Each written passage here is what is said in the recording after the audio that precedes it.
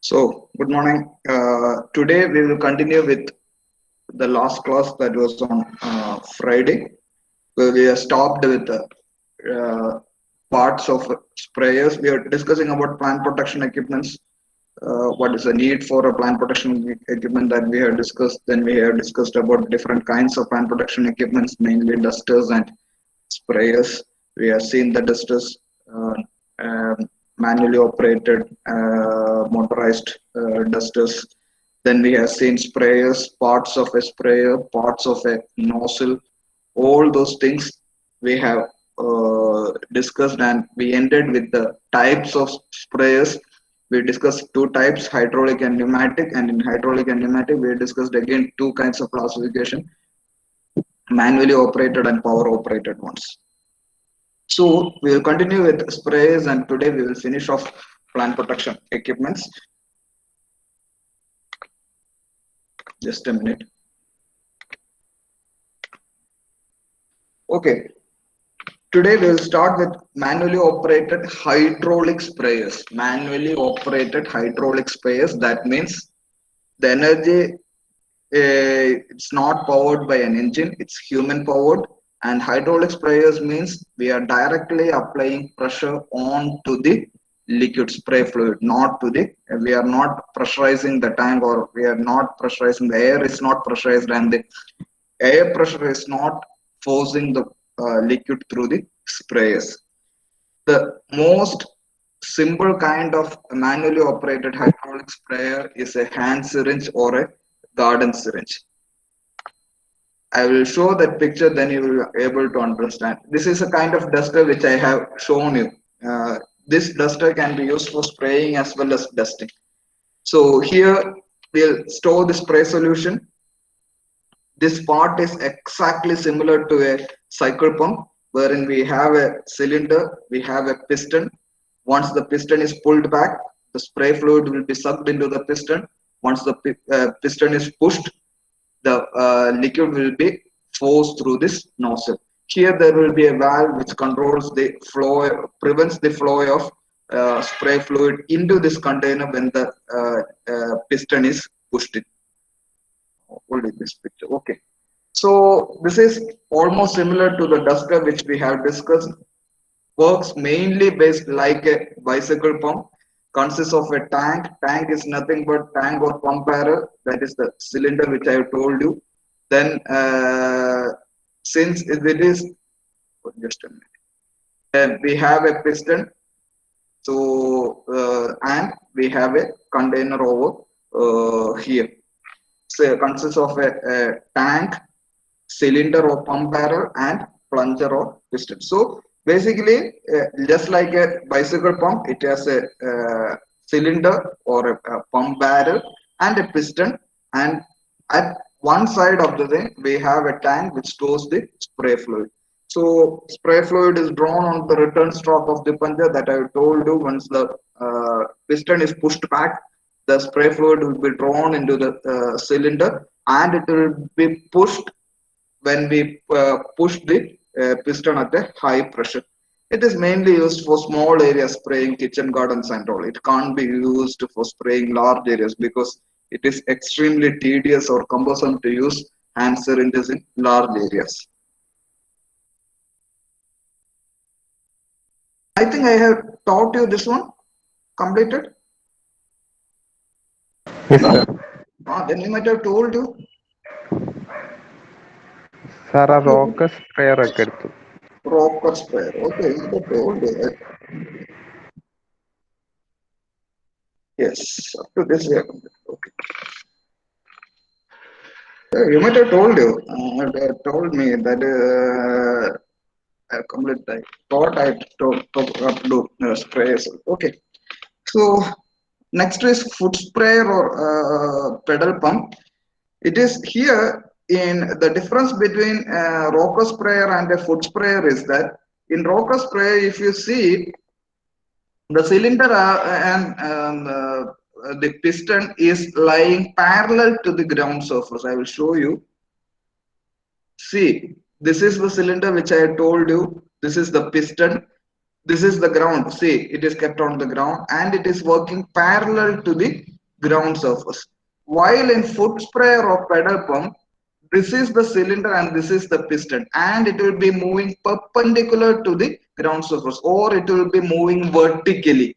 Whereas this rocker sprayer, the piston and the cylinder is lying horizontally. So that's the major difference between foot sprayer or pedal pump and a rocker sprayer. I will show you, see this. Otherwise, the rest of the things is almost similar. Instead of the rocking lever, we have a pedal. See, you can see that person operating. I have not personally seen a sprayer like this. Uh, I have just seen pictures only.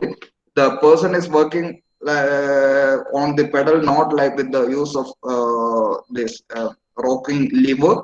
So the piston will be moving up and down in this cylinder. There will be a suction hose, you can see, which is dipped into a tank containing the spray fluid, and that spray fluid will be sucked into the through this suction tube, and it will be delivered through this delivery tube. And again, just like rocker sprayer, the foot sprayer or pedal pump is also used for spraying trees. But the pressure generator is not that much as rocker sprayer. It is rocker spray. I told you it can spray up to a height of about 10 meters. But in foot sprayer or pedal pump, it can spray only up trees only up to a height of 4 meters. So it is similar to the rocker spray, except that the pedal is worked up and down by foot. The pump is fixed on an iron stand that I shown you, and we are operating the piston with the help of a pedal, foot pedal attached. And once we operate the foot pedal, the plunger operates and sucks in the liquid and pressurizes it. Here the pressure chamber is here. You can see it over here. We don't have a dome shaped structure just like rocker sprayer, but here the pressure chamber is at the top of the cylinder. So this is where the spray fluid is pressurized, and it can spray up to a height of 4 meters. Then comes pneumatic sprayer. Up to this we have discussed about hydraulic sprayers. Among us we have garden syringes, then we have discussed knapsack sprayers, and then we have discussed rocker sprayer and foot sprayer or pedal pump. All are hydraulic sprayers. That means the fluid is pressurized directly.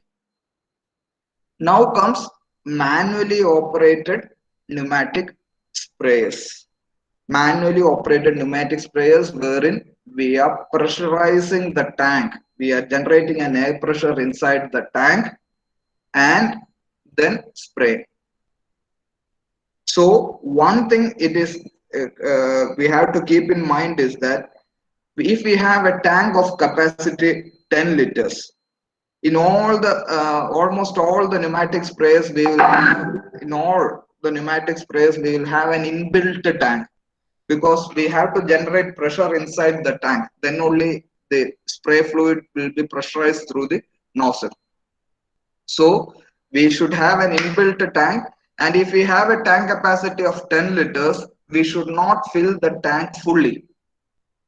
We should fill only up to 9 liters, because there should be a space at the top so as to keep an air pressure. Once you are pressurizing the tank, there will be at the lying above the spray fluid.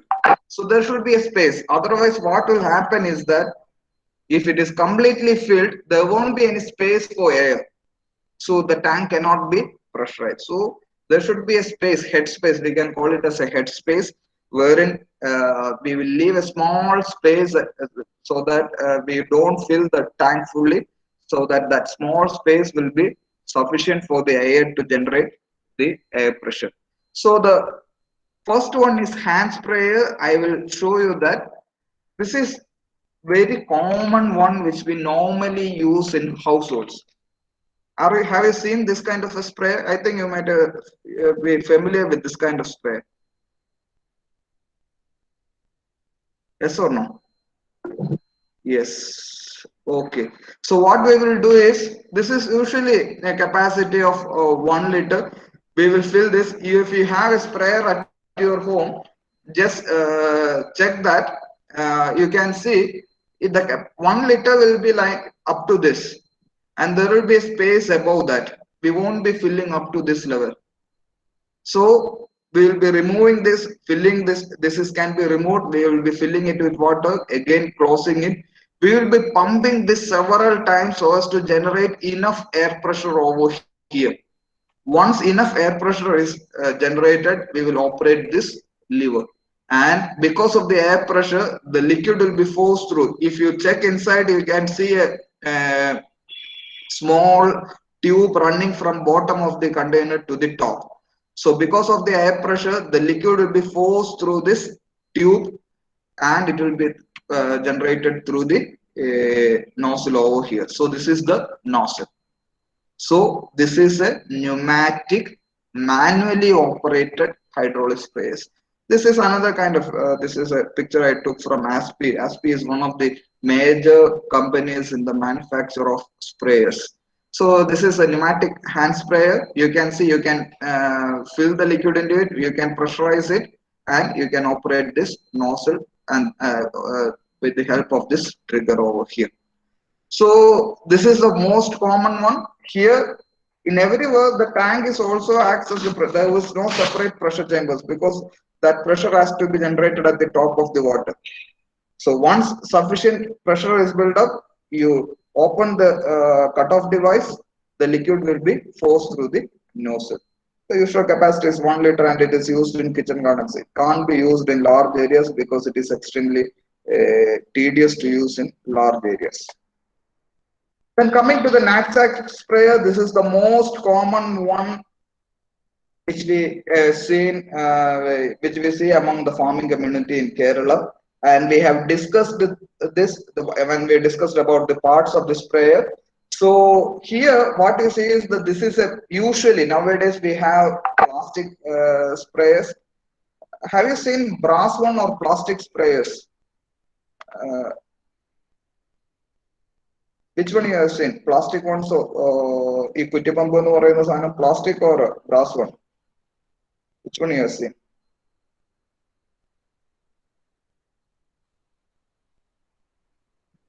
No, you haven't seen it?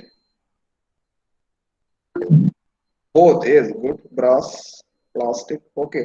Both are there. Earlier only brass was there, nowadays plastic is there. But I am not a big fan of plastic sprayers because we are handling chemicals, and the parts inside that plastic sprayers, it's not that long lasting. All the parts wear out easily. So I'm not a big fan of plastic sprayers. I still prefer brass sprayers because they are more sturdy. So what we will do is, we will open this filler cap, we will fill the liquid. You have to use a strainer while filling the liquid, that you have to keep in mind. Once the liquid is filled in, you close this cap, and this is similar to our cycle pump, just like a cycle pump.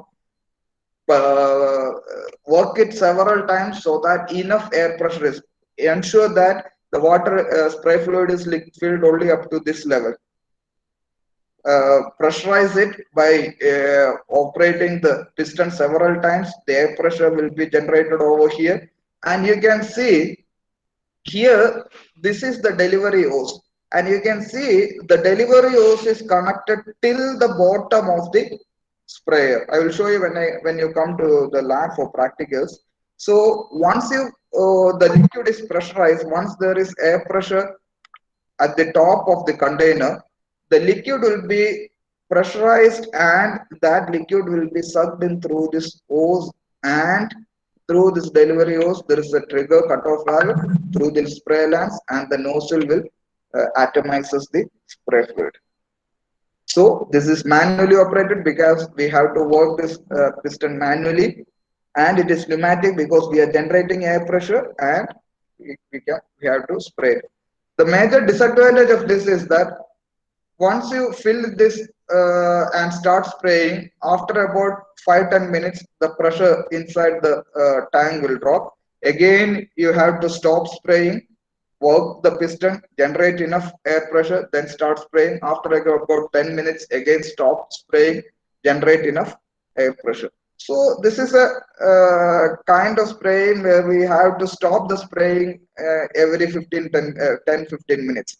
So this is that's why farmers usually prefer to go for hydraulic knapsack sprays, because once it is hung on the back, if you operate the lever, it will deliver it continuously. So that's why the farmers nowadays prefer more of hydraulic knapsack sprayers. So it is just similar to hand sprayer, but instead of that, it can handle larger volume of spray. The usual, do you know, someone knows the usual capacity of a hand, this kind of sprayer? I'm not talking about that plastic. The plastic ones comes in varying capacity, 3 liter, 5 liters, 7 liters, etc. But the brass one, the usual capacity is, this can be asked in your PSC interview or any other thing. This is a very common question, general kind of thing.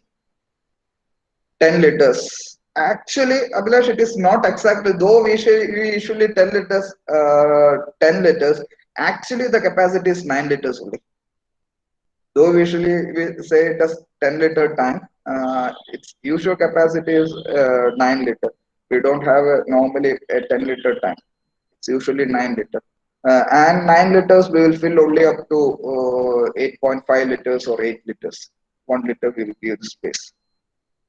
Okay. We have a few sprayers which have 10 liters, but the usual capacity is 9 liter. So this is the one which we normally see. So it consists of a tank for holding the spray fluid with compressed air, the vertical air pump with a handle, a filler hole, a lance, nozzle, cutoff device, everything we have discussed. And as I told you, the pressure in the tank progressively drops as the spraying proceeds. Because what will happen is, the liquid will be flowing through. Once we are carrying out the spraying, the quantity of fluid in the tank decreases. Once the quantity of the liquid in the tank decreases, there will be more space over here. Once there is more space over here, the air pressure decreases. So that's why we have to operate the piston again to generate capacity, generate air pressure. So next comes power operated hydraulic. This up to this we have seen manually operated sprayers. In between only one battery operated knapsack sprayer I have discussed. Otherwise all were manually operated. Now we will go for power operated one, and we will see power operated hydraulic sprayers. The engine powers the spray fluid through the nozzle. Usually it is mounted on tractor or tillers. I don't have, I shown you a tractor mounted boom sprayer. That picture, when I was discussing about booms, I have shown you a boom sprayer attached to a tractor. So that's power will be drawn from the tractor engine, and it will be directly, the liquid will be pressurized through the boom. Kerala Agriculture University has also developed some power operated hydraulic sprayers which can be attached to the transplanters, machine transplanters, rice transplanters. So different kind of power operated hydraulic sprayers are there. Then comes power operated pneumatic sprayer. Here, this one is exactly similar to the power operated dusters which I have shown you. This power operated duster can be used as a duster as well as a sprayer. Both are the same. So here if you store a dust, it will become a duster. If you store a spray fluid liquid, it will become a sprayer. What will happen is that the engine will generate very high pressure, and then the air will be forced through this. The liquid or the dust will be carried from over here by a tube. You can see a small tube over here. That liquid will be directly brought through this tube towards this tip. Once we start this lever, the air pressure will atomize the liquid. The liquid which is coming over here, liquid or dust, whatever it may be, it atomizes the water or the spray fluid or the dust. It is extreme force, so it is broke down. It is the liquid will break down into very fine droplets, normally in the range of fine spray or mist. So it's not a high volume spray; it's a low volume spray because the usually we say the sprayer can cover a hectare of area with about 125 liters. So it's not a high volume sprayer; it's a low volume spray. So remember, I talked only about one low volume sprayer, that is power operated pneumatic sprayer.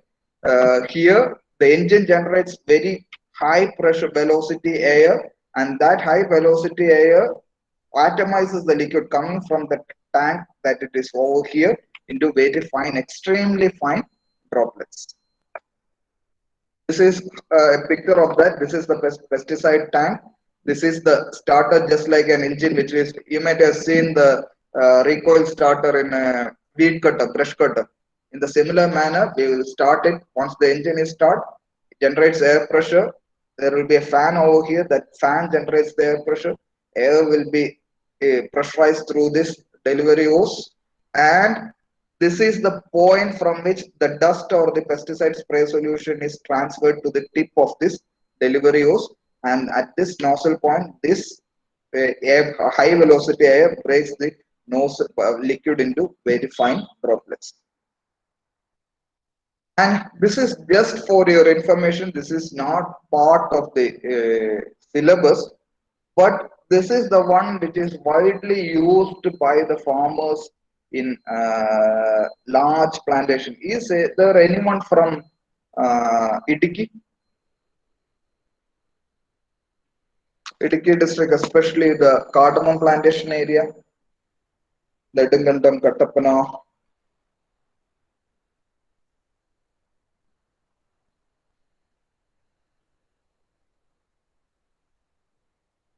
Anyone from the pineapple belt?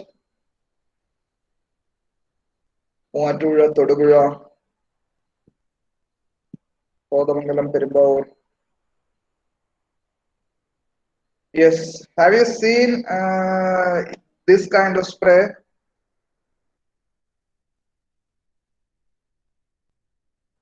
No. Actually, here what happens is that this is widely used by the farming community, especially to cover large areas, especially in plantations and all. Here, this is an engine, and this generates the power. And you can see a fan belt over here. This fan belt transfers the power from the engine to the pump. This is the pump. And this pump, this is what you see it as this red hose, is the suction hose. This suction hose will be dipped into the tank containing spray fluid. Remember, the tank will not be spoiled. Minimum capacity of a tank is 50 liters to 100 liters. Just a minute.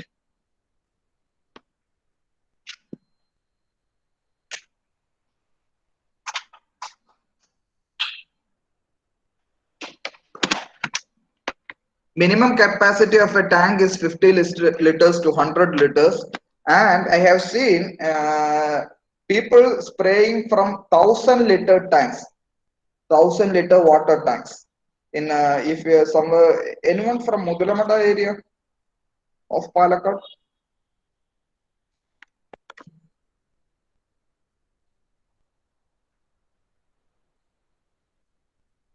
No. In Mudulamada and all, what they do is they will keep 2,000-liter tanks in a pickup truck. At the back of a pickup truck, they will keep a water tank of 1,000-liter capacity. The same water tank which we use in our household. നമ്മുടെ വീടിന്റെ മുകളിൽ വെള്ളം ശേഖരിക്കുന്ന 1000-ലിറ്ററിന്റെ tank. So that water tank will be there. They will mix the spray solution, 1,000-liter spray solution into that tank. They will keep the suction hose, this hose into the tank. The engine will be started, and this pump works and sucks in the liquid and pressurizes through this delivery hose. This delivery hose can be extended up to a length of 30 to 50 meters. So what the advantage is that what I have seen in the pineapple plantations, and all, the pickup containing the spray fluid as well as the spraying, this pump and all will be kept in the road itself, and people will be carrying this delivery hose through all over the field, and they can carry it all over the field because it will generate very high pressure, and that high pressure is enough to carry the liquid maybe up to 100 meters. There are certain sprayers wherein we can connect two delivery hose. You can see it over here. Here you can see one, that yellow tube, that delivery hose is connected over here, and you can see one opening over here. You can connect another delivery hose over here. That means with a single engine, you can have two persons, two laborers working, spraying, carrying out the spraying at the same time. So what the farmers find it attractive is that the work can be completed quickly, and it is extremely high pressure and it can cover large area. And these kind of sprayers are called as HTP sprayers or horizontal. You can see again, this is the pump. You can see one, two. These are the two delivery hose. This is the suction part. The suction hose will be connected over here. The two delivery hoses will be connected over here. So two persons can spray at the same time. So HTP sprayers can be expanded as horizontal triplex piston power sprayers. Horizontal triplex piston power sprayers. So as the name indicates, we have three pistons working at the same time. Uh, uh, Boys might be familiar with the engine kind of things because they have two-cylinder, three-cylinder engines, four-cylinder engines like that. So here we have a pump wherein we have three pistons working at the same time, and that's why it is called as horizontal triplex piston power sprayers. Why it is called as horizontal means this pump is operating horizontally in this plane, parallel to the ground, not like this. In engines and all normal engines, the piston will be working vertically. Here the piston is working horizontally. That's why it is called as horizontal triplex piston power sprayer. Triplex means because we have three pistons, and it will generate an extremely high pressure of 28 bar, whereas the normal knapsack spray which we use, the pressure is hardly 4 bars. So you can imagine it is 7 times more pressure than the normal knapsack sprayer, and it has extremely high discharge rate, 30 liters per minute. That means in a minute it will deliver 30 liters of spray fluid.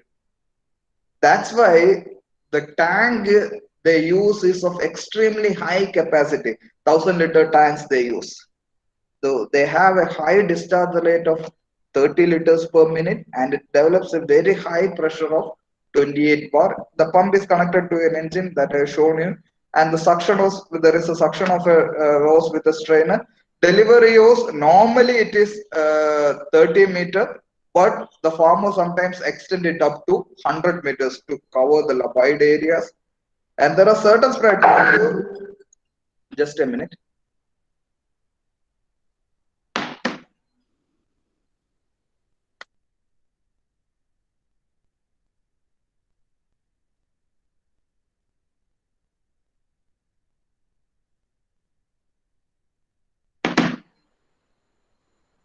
So it can connect up to 4 spray guns at a time. There are sprayers like that, but usually I have seen only 2. I haven't seen 4, but there are people are told that there are certain sprayers which can connect up to 4 guns at a time. They will just change this engine. If we change the engine to a high capacity and slightly adjust the pump, it will work. So what the people normally do is, manufacturers will normally do is, they will import the engine, usually a Honda engine and all, it lasts long, and they will manufacture a pump on their own and couple this engine to this pump. And this is a smaller one kind of thing which can be easily carried over in the field. Usually in most of the KU farms and all, we have a sprayer like this. This is also a horizontal triplex pump. But this is a single cylinder double acting pump. Double acting pump, two pistons will be operating at the same time, but there is a only a single cylinder. Again, there will be suction hose. This black hose is the suction hose. This yellow one is the delivery hose. The advantage is that we can carry this in my new hand. This is lightweight in nature.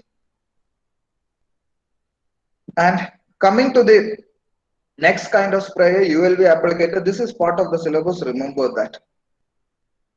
Here, what is, I will show a picture. This is not very common.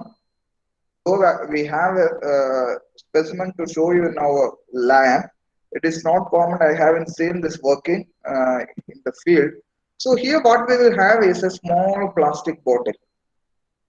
And the capacity of this plastic bottle, you can see the capacity is 2.5 liter, very small plastic bottle. And there will be a battery connected, fitted over here. In this tube, don't think that this tube is for carrying this liquid. This tube contains battery. So here it is written battery case. And this battery powers a spinning disc over here. So once we switch on this battery, what will happen is that there is a rotating disc over here. And this disc rotates at extremely high velocity. That disc will rotate very quickly, very fast. And this spray fluid will be carried. You have seen as a feed tube over here. This is connected to the tank plastic bottle over here. And this spray fluid will be flowing over to this and will be falling over this disc which is rotating at an extremely high speed.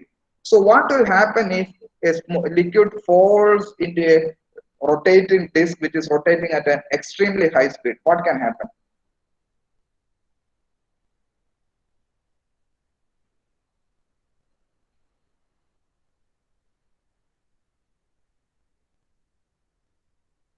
What will happen if liquid falls into a disc which is rotating at a high speed?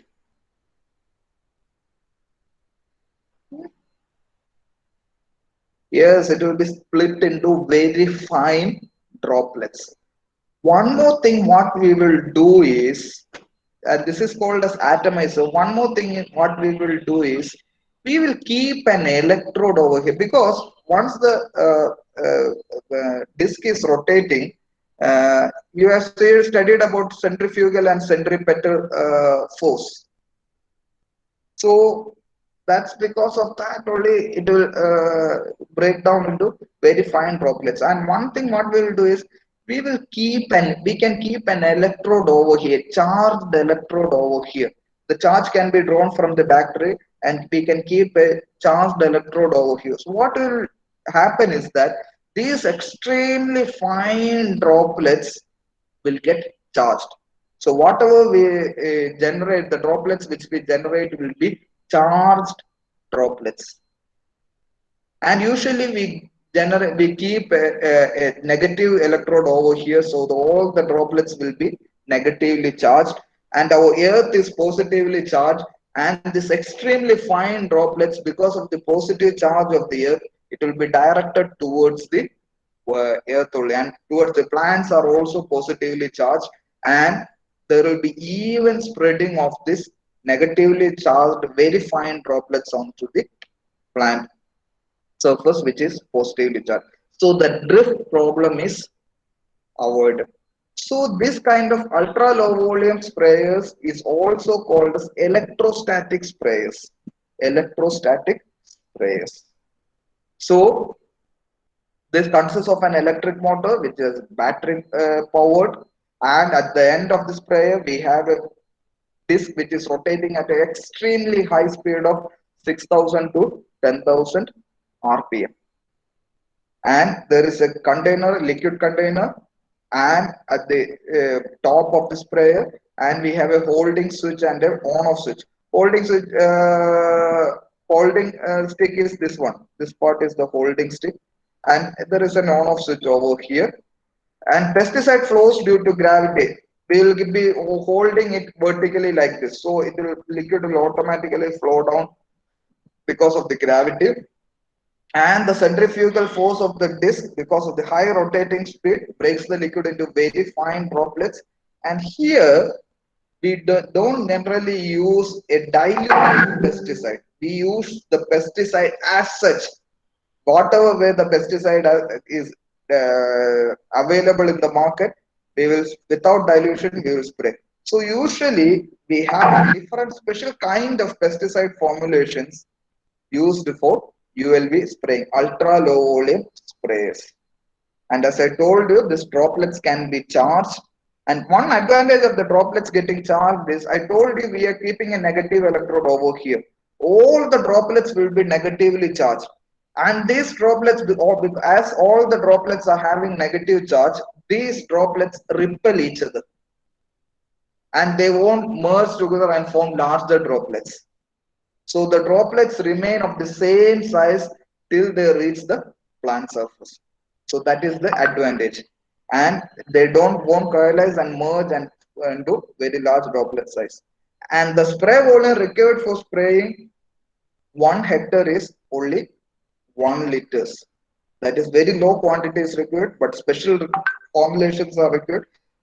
Usually aircraft spraying and all utilizes this technology, ULV application.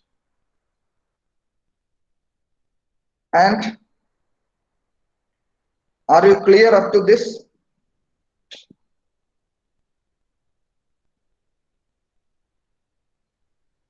Yes or no? Any doubts in this spray? Yes. Okay. Okay, fine. So next part is pretty easy, but though it is pretty easy, this is the most neglected part. I will just read through it. If in between, if I need to tell anything, I will just explain, because this is self-explanatory. There is no need for a detailed explanation here. Anyone from Alappuzha, Pathanamthitta, Alappuzha, Kottayam area, Kuttanad area?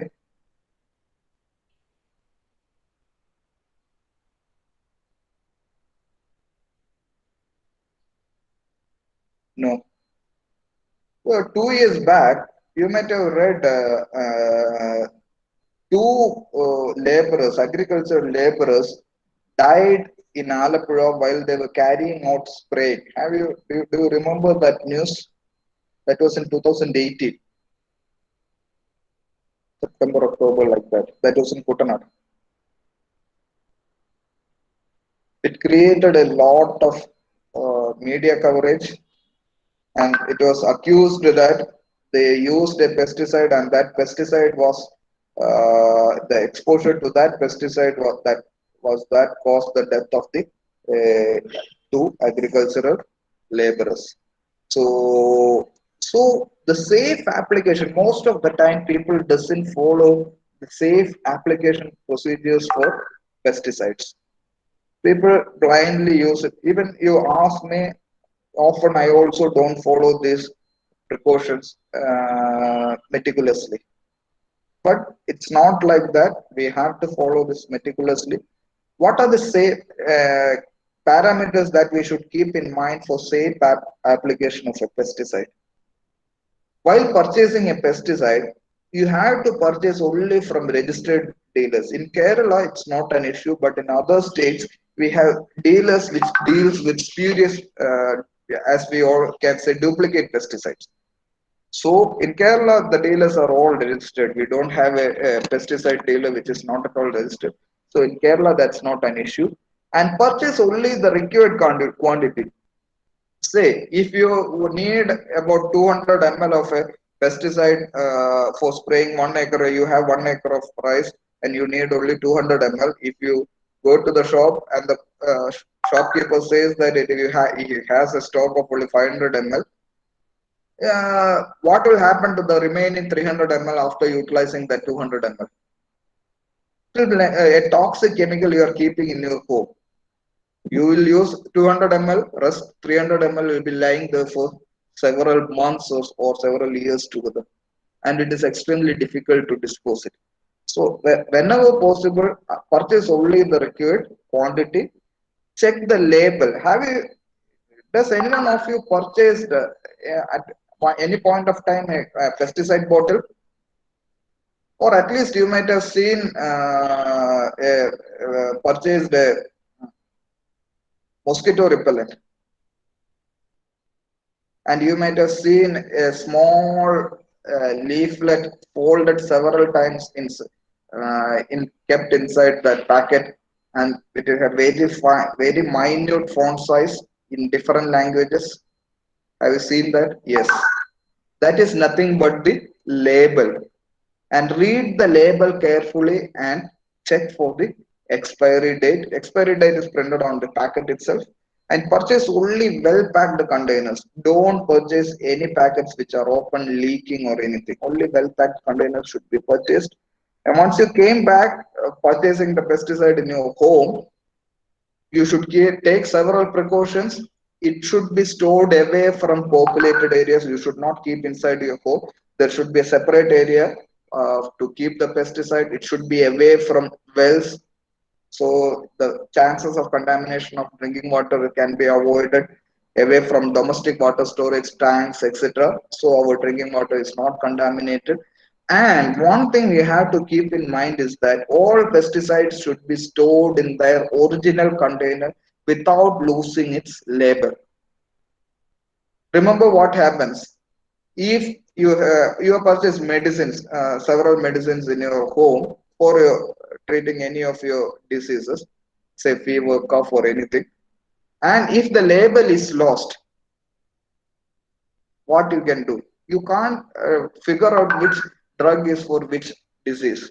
So in the same manner, don't remove the label from that, and don't remove the original container. It should be kept in the original container with the label intact, and it should be stored away from children because it is a chemicals poison, and away from flames because I told you easy formulations contains solvents, organic solvents, and they are extremely inflammable.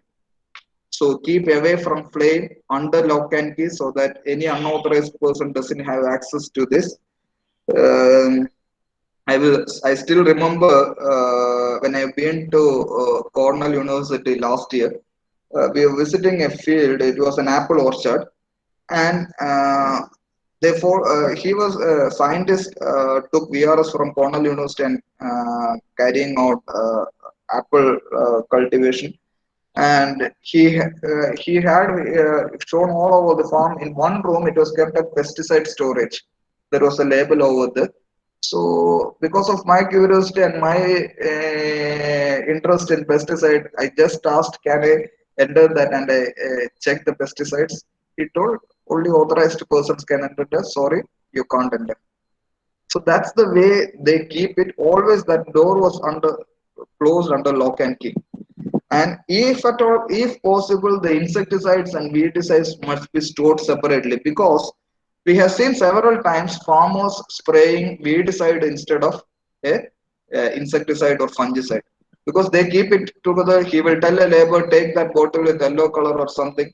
They will take another bottle, maybe containing weedicide, and spray it. The entire crop will be gone. We have seen several instances of it. So this is a just diagrammatic representation. And personal protective equipment. Till Corona, if you ask any persons carrying out a pesticide spray to wear a mask or any personal protective equipment, they will all tell that it is extremely difficult to wear a mask and all. But nowadays we are used to wear a mask, so it's not that difficult now. So whenever we are carrying out spraying, personal protective equipment is a must. You should cover your as much parts of your body as possible, especially arms, legs, nose, the face, entire face, and to protect, because these are the parts of the body which get easily exposed to sprays. Your face, your arms, no, your legs, etc. So I will show a picture. So this is what normally it's preferred. So this is one is extremely familiar now. After Corona, we can use a mask, use a boot, use a glove, and use an apron, use a hat, use an apron that completely cover the body. So instead, what we can use a pants and a full sleeve shirt. That is sufficient. Normally nowadays, laborers wear that a full sleeve shirt along with a pant. And if you are using this face visor, there is no need for a goggles. Otherwise, you can use a goggles, a respirator, etc. So this kind of personal protective equipment is extremely important. So try to use all this personal protective equipment while carrying out the spraying. And while carrying out the spray, we have to take several precautions. One thing is that select the proper pesticide. And once you select the proper pesticide, we have to take utmost care while we are handling it, while we are mixing and applying it. And the first thing, that is pesticide selection. Nowadays, the pesticides, not nowadays, for 30, 40 years together, the pesticides selection is carried out by the pesticide dealers, not by the farmer or not by the extension professional or not by the scientists. Usually, a farmer goes to a pesticide dealer, tells the farmer that, tells the dealer that I have a problem. He will give the pesticide. Yesterday, I had a similar situation. Yesterday night, our agri ARS Manuti head Dr. Leda Madam posted me 4 or 5 pictures of rice, and there was a message, voice clip from the farmer. And that farmer was saying, I had some problem in the rice. The pictures was not at all clear. I couldn't make out what was the problem. And he went to the dealer, and dealer gave him a pesticides worth rupees 5,000, and he was ready to spray. Then only he consulted expert. So that's the way normally it happens. But what nowadays, what's the problem is that the pesticide selection is extremely critical now. I told you we have pesticides, extremely selective pesticides now. Pesticides which are effective only against sucking pests, only against lepidopteran pests, only against mites, etc. So unless and until you identify the root cause of that problem, we may not be able to choose a effective pesticide. So depending on type of the pet, and sometimes nowadays what farmers, especially those are starting the cultivation for the first time, the problem that we normally face is that they cultivate a crop. They may be having 5 chilies, 10 bitter gourd or any other thing plants, very small, but they will be checking their plants regularly. And if it is a very small damage to their crop, they consider it as huge, and they will ask for any management option. So any small damage to a crop is need not be managed, because crops has the ability to overcome those kind of damage. So depending upon the damage, if only the damage crosses, you studied about ETL and all, then only we have to go for pesticide application. And before the application, read the label and the leaflet carefully. I told you about the leaflet. Calculate the required quantity of pesticides. We will study about the calculation in the practical class. Wear the protective clothing and equipment. And whenever we are preparing the spray fluid, avoid spillage of pesticide. Because spillage means that area will become contaminated. And one thing which everyone should keep in mind is that before carrying out filling the sprayer with the pesticide, just check the sprayer whether it is working properly with water alone. Because most of the time what happens is that once you directly fill the sprayer with the pesticide solution and start spraying, then only you will detect some leakage. Once there is a leakage, your entire body, the laborer who is operating the sprayer, his entire body will be drenched with pesticide solution. So in order to avoid that, before filling the pesticide solution, fill water in it, operate it, but check for any leakage. If leakage is there, correct it. Then during spraying, do not eat, drink or smoke during mixing or spraying operation.